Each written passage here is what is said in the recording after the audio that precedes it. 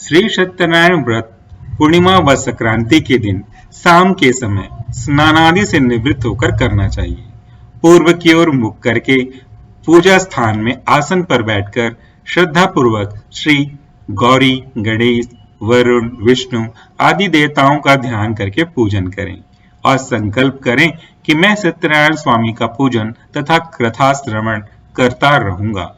हाथ में पुष्प लेकर श्री सत्यनारायण भगवान का ध्यान करें और यज्ञोपवीत पुष्प, धूप, नैवेद्य आदि अर्पित कर स्तुति करें। हे भगवान, मैं श्रद्धा पूर्वक फल, जल आदि सामग्री आपको अर्पण करके बारंबार प्रणाम करता हूँ। कृपया अपने भक्त द्वारा की गई आराधना को स्वीकार करें। तत्पश्चात श्री सत्यनारायण भगवान की कथा श्रवण करें या पाठन करें। इस कथा के लिए पूजन सामग्री की आवश्यकता होगी। केले के खंभे, पंच पल्लव, कलश, पंचरत्न, चावल, कपूर, धूप, पुष्पों से बनी माला, स्त्रीफल, ऋतुफल, अंगवस्त्र, नैवेद्य, कलावा, आम के पत्ते, यज्ञोपवीत वस्त्र, गुलाब के फूल, घी का दीपक, तुलसी दल, पान, पंचामृत जिसमें दूध, दही, गंगाजल, शहद, शक्कर इनका मिश्रण होगा। साथ में केसर, बंधनवार, चौकी इनकी आवश्यकता होगी श्री सत्यनारायण भगवान की व्रत कथा के लिए। चलिए अब हम बात करते हैं श्री सत्यनारायण व्रत कथा का प्रथम अध्याय। व्यास जी ने कहा, एक समय नैमिषारण्य तीर्थ में शौनिकादि 88,000 ऋषियों ने पुराणवेत्ता श्री सुत जी से पूछा, हे सुत जी, इस कलयुग में वेद विद्या रहित मानवों को ईश्वर भक्ति किस प्रकार मिलेगी और उनका उद्धार कैसे होगा? हे मुनिवर, आप ऐसा कोई व्रत अथवा तप बताइए जिसे करने से मनुष्य थोड़े ही समय में पुण्य प्राप्त कर सके और उसे मनोवांछित फल भी मिल सके। ऐसे मनोरथ पूर्ण करने वाली किसी कथा को सुनने की हमारी प्रबल इच्छा है। श्री सुत जी बोले, हे वैष्णव के पूज्य, आप सभी ने मानव हित की बात पूछी है।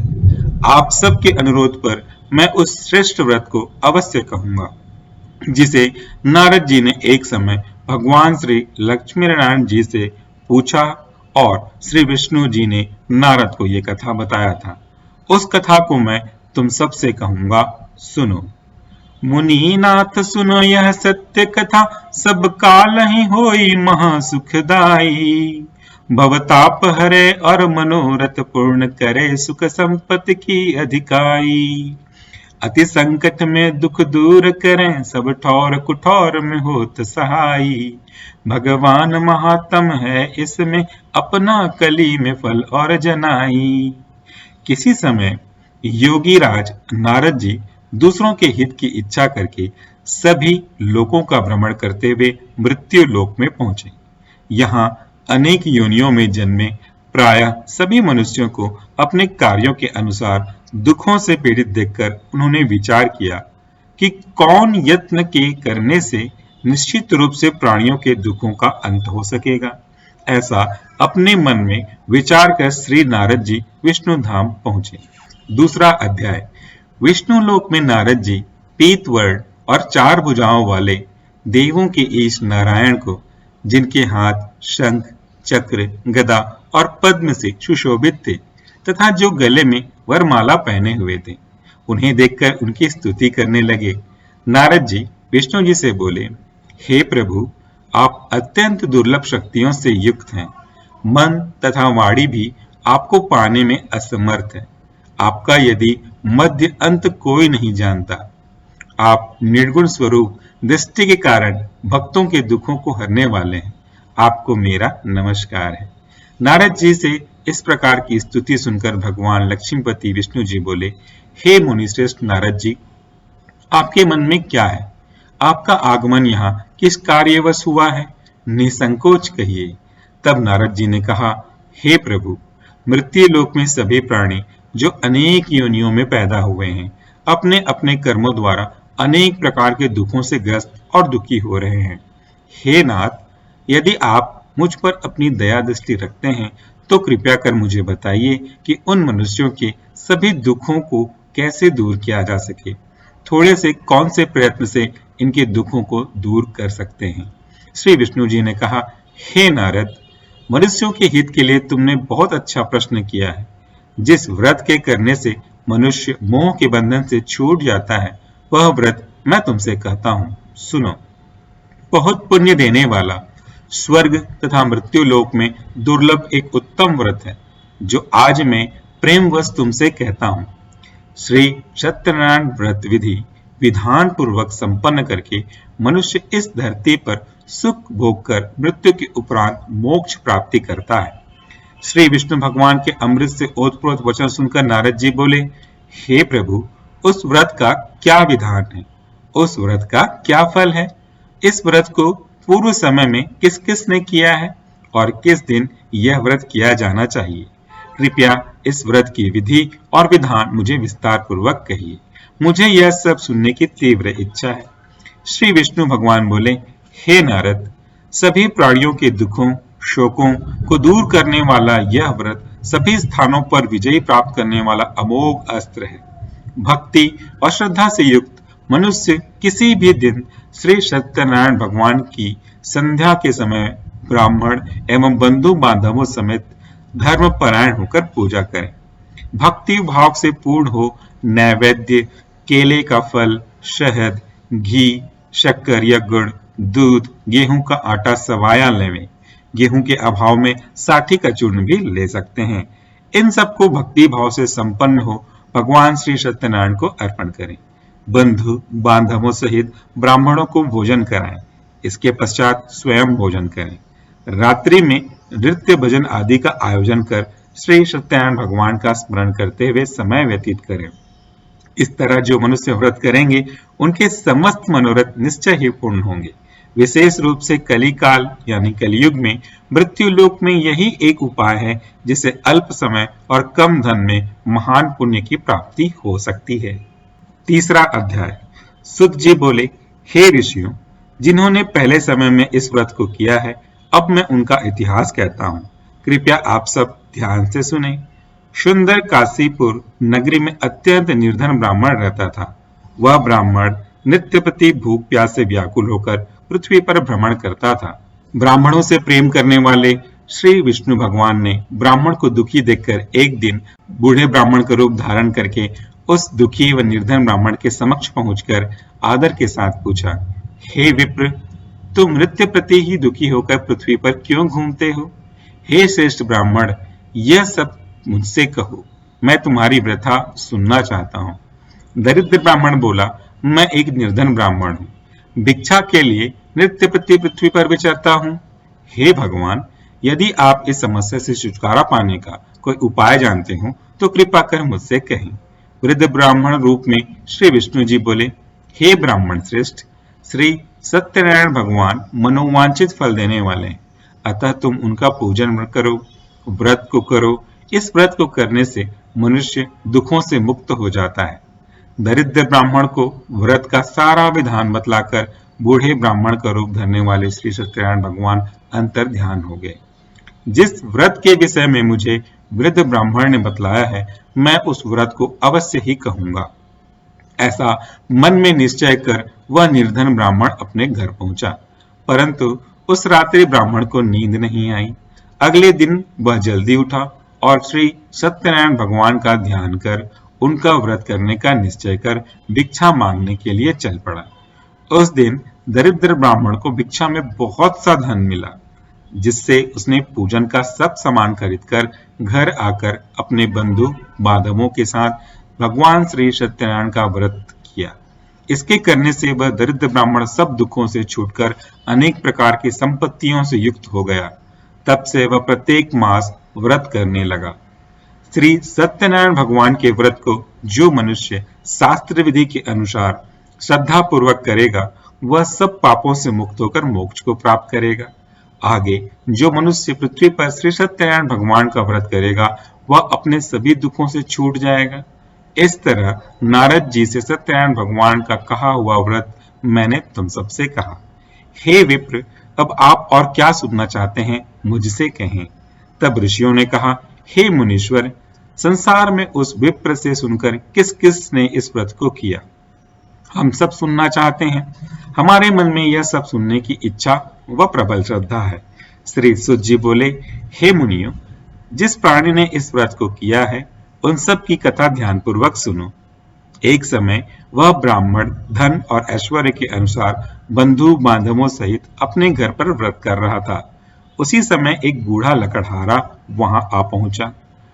उसने सिर पर रखा लकड़ियों का गट्ठर बाहर रख दिया और ब्राह्मण के घर पर चल दिया। प्यास से व्याकुल होकर लकड़हारे ने उस ब्राह्मण को व्रत करते हुए देखा।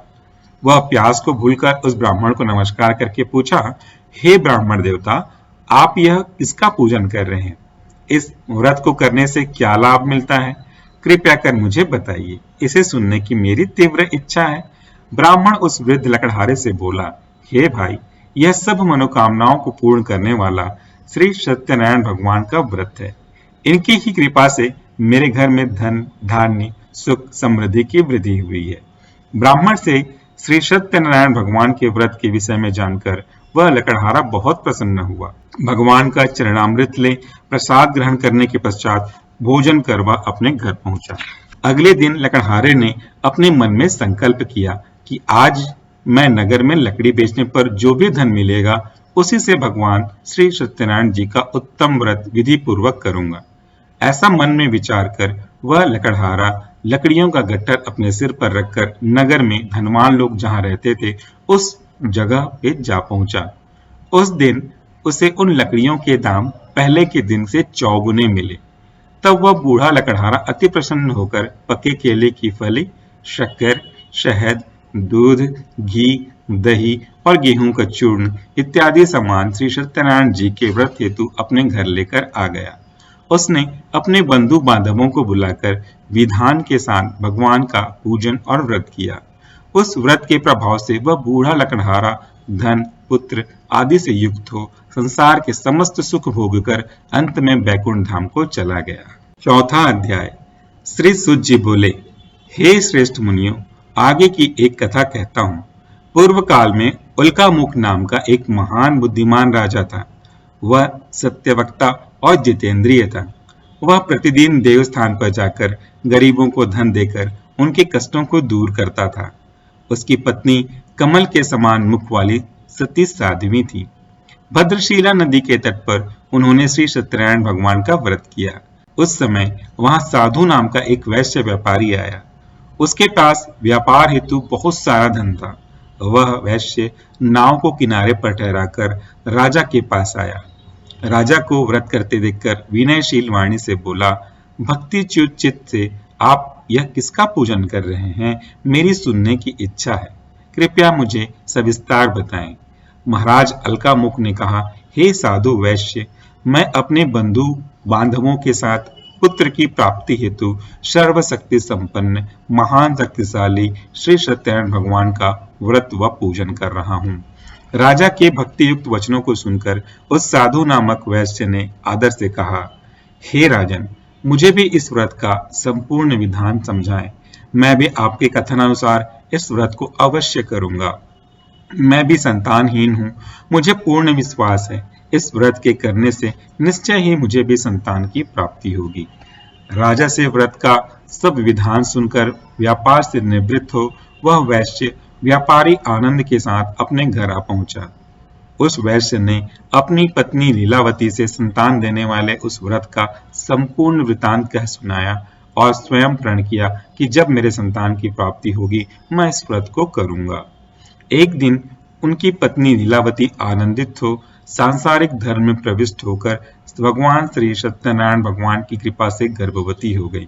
10वें महीने में उसने एक सुंदर कन्या को जन्म दिया। दिनों दिन वह कन्या इस तरह बढ़ने लगी जैसे शुक्ल पक्ष का चंद्रमा बढ़ता है।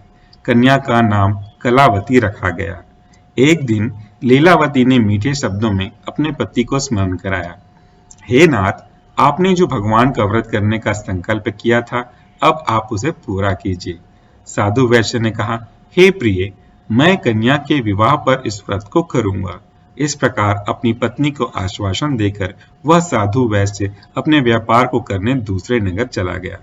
कलावती पितृगृह में वृद्धि को प्राप्त हो गई। एक दिन साधु ने जब अपनी पुत्री को नगर में सखियों के साथ खेलते देखा तो एक दूत को बुलाकर कहा, हे दूत, हमारी पुत्री हेतु कोई सुयोग्य वर तलाश करके लाओ। उसकी आज्ञा सुनकर दूत कंचन नगर पहुंचा और देखभाल कर वैश्य की पुत्री हेतु एक सुयोग्य सुशील वाणिक पुत्र खोजकर ले आया। उस सुयोग्य वर को देखकर वैश्य ने अपने बंधु बांधवों सहित प्रसन्नचित मुद्रा में अपनी पुत्री का विवाह उस वाणिक पुत्र के साथ कर दिया। परंतु दुर्भाग्यवश वह विवाह के समय भी सत्यनारायण भगवान का कथा व्रत करना भूल गया। इस पर श्री भगवान क्रोधित हो गए। उन्होंने वैश्य को श्राप दिया कि तुम्हें दारुण दुख प्राप्त होगा। अपने कार्य में दक्ष वैश्य अपने जमाई सहित नावों को लेकर व्यापार के लिए समुद्र के समीप रत्नसारपुर नामक गांव में पहुंचा।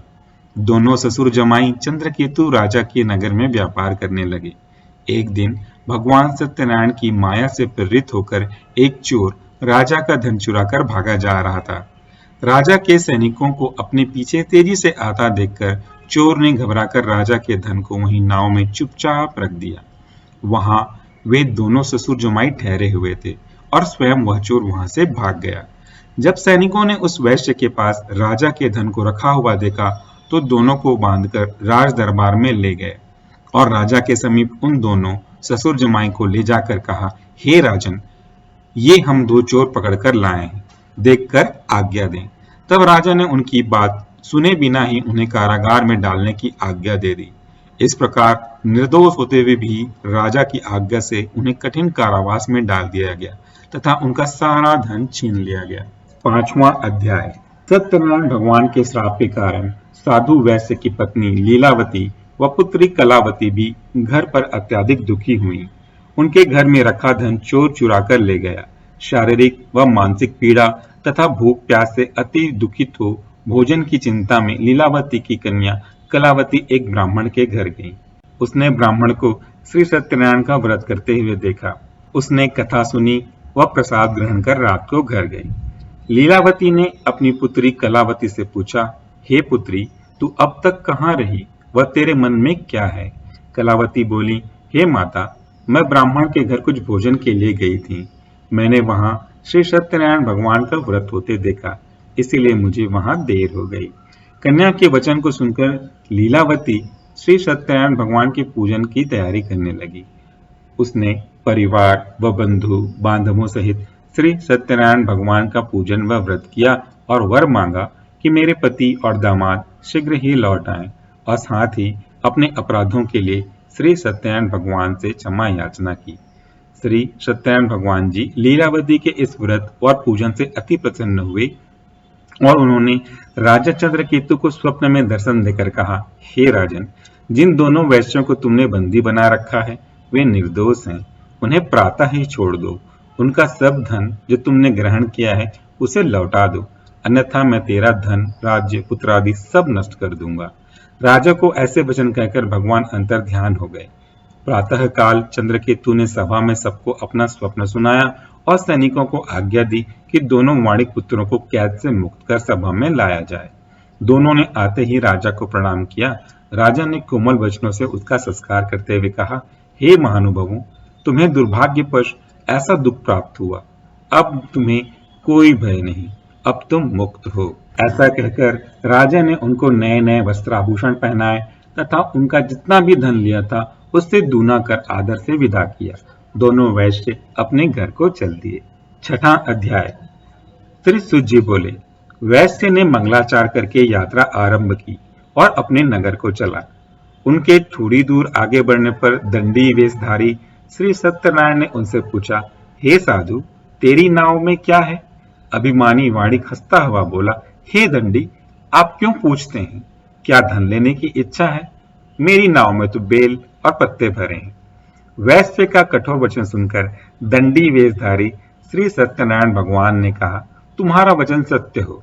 ऐसा कहकर दंडी वेशधारी वहां से चले गए और कुछ दूर जाकर समुद्र किनारे बैठ गए। दंडी महाराज के जाने के पश्चात वैश्य ने नृत्य क्रिया से निवृत्त होने के बाद नाव को ऊंची उठी देखकर अचंभा किया और नाव में बेल पत्ती आदि देखकर मूर्छित हो जमीन पर गिर पड़ा। मूर्छा खुलने पर शोक प्रकट करने लगा।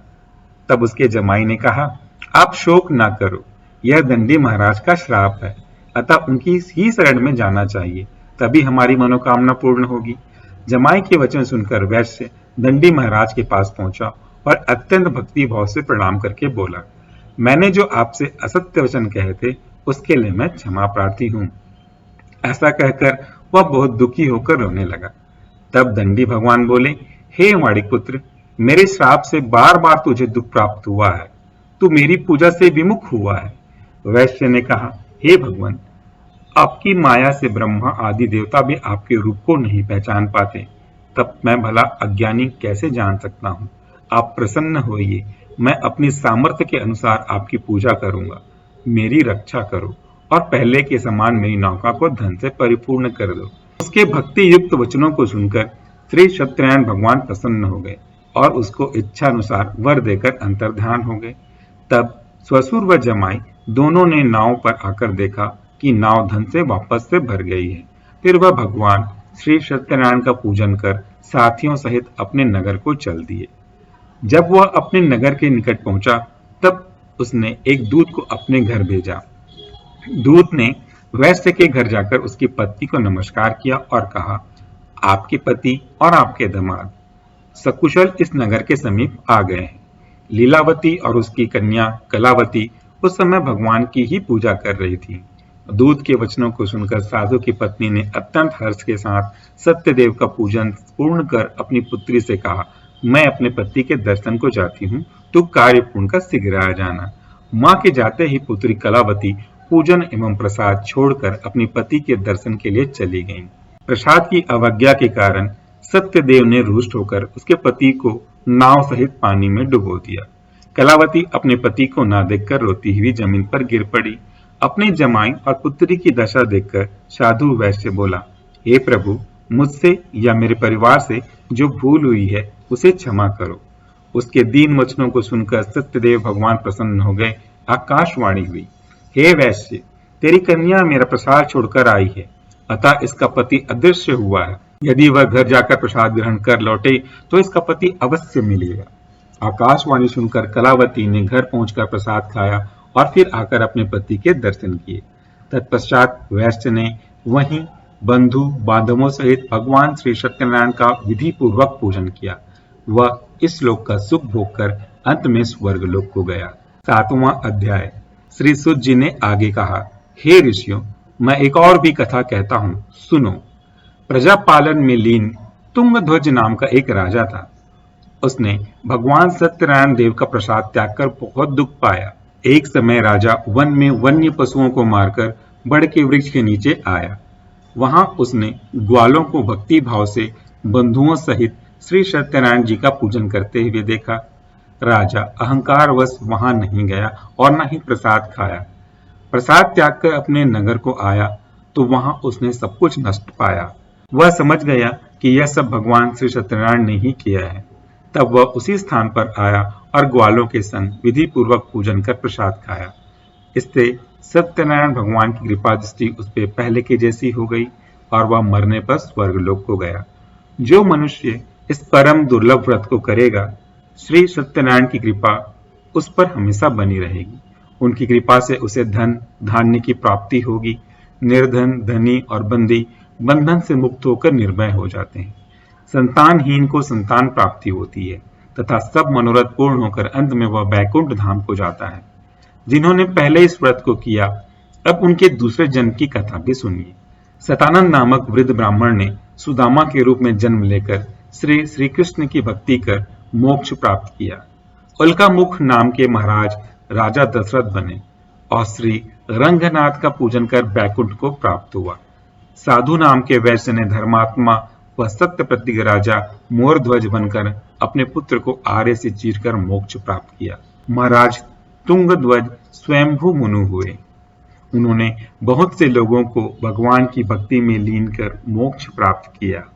लकड़हारा भील अगले जन्म में गुह नाम निषाद राजा बना, जिसने भगवान राम के चरणों की सेवा कर मोक्ष प्राप्त किया। इति श्री सत्यनारायण व्रत कथा 7वां अध्याय संपूर्ण। श्री सत्यनारायण जी की आरती। बोलो श्री सत्यनारायण भगवान की जय। आरती श्री जगदीश हरे। ओम जय जगदीश हरे, स्वामी जय जगदीश हरे। भक्त जनों के संकट क्षण में दूर करे, ओम जय जगदीश हरे। जो ध्यावे फल पावे, दुख बिन से मन का, सुख संपत्ति घर आवे, कष्ट मिटे तन का, ओम जय जगदीश हरे। मात पिता तुम मेरे, शरण गहूँ मैं किसकी, तुम बिन और न दूजा, आस करूं जिसकी, ओम जय जगदीश हरे। तुम पूर्ण परमात्मा, तुम अंतर्यामी, पार ब्रह्म परमेश्वर, तुम सबके स्वामी, ओम जय जगदीश हरे। तुम करुणा के सागर, तुम पालन करता, मैं मूरख खल कामी, कृपा करो भरता, ओम जय जगदीश हरे। तुम हो एक अगोचर, सबके प्राणपति, किस विधि मिलूं दया में, तुमको मैं कुमति, ओम जय जगदीश हरे। दीन बंधु दुख हरता, तुम रक्षक मेरे, करुणा हस्त उठाओ, द्वार पड़ा तेरे, ओम जय जगदीश हरे। विषय विकार मिटाओ, पाप हरो देवा, श्रद्धा भक्ति बढ़ाओ, संतन की सेवा, ओम जय जगदीश हरे। तन मन धन सब कुछ है तेरा, तेरा तुझको अर्पण, क्या लागे मेरा, ओम जय जगदीश हरे।